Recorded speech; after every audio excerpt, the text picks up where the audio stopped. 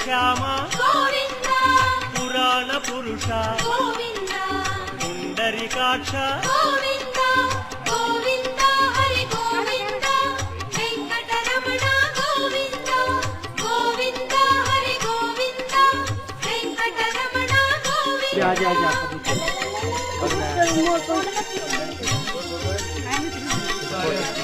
నందనంద